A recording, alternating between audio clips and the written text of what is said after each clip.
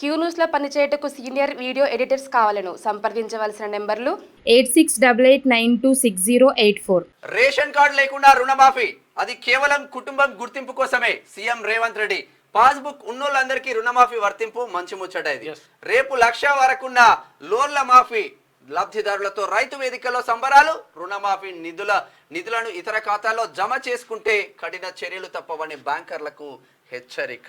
Ration card లేకున్నా ration card ఉంటేనే ఇస్తారంటే అట్టెట్లయితే రేషన్ కార్డు పెడతారా, నిబంధన పెడతారా అంటే రేషన్ కార్డు ఏం లేదురా నాయన. విషయం ఏంటంటే రేషన్ కార్డు ఎందుకంటే ఒకవేళ ఒక కుటుంబంలో చాలా మంది తీసుకుంటే మరి అట్లా చేసుకుంటూ పోతే ఒక్కొక్కరికి అట్లా అయిపోతుంది కదా. అందుకని కుటుంబానికి అంటే 2,00,000 రూపాయల చొప్పున చేయాలని చెప్పేసి రాష్ట్ర ప్రభుత్వం భావించింది. కాబట్టి అందుకోసం ఈ నిబంధన అంటే ఇప్పుడు దాన్ని కూడా తీసేసాను. రేషన్ కార్డు ఏం అవసరం లేదు. దేనికి రేషన్ కార్డు అవసరం లేదు, ఆరోగ్యశ్రీకి కూడా రేషన్ కార్డు అవసరం లేదు. ఇక భూమి పాస్బుక్ పై పంట రుణం ఉన్న ప్రతి రైతు కుటుంబానికి 2,00,000 రూపాయల చొప్పున రుణమాఫీ వర్తిస్తుందని సీఎం రేవంత్ రెడ్డి తెలిపారు.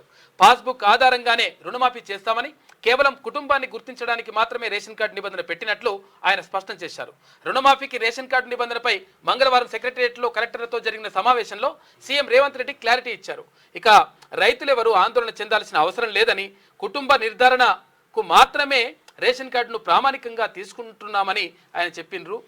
అంటే కుటుంబంలో ఎవరికి మరి తెలుసుకోవాలనే దానికే ఇచ్చిండ్రు తప్ప ఇంకేం లేదు.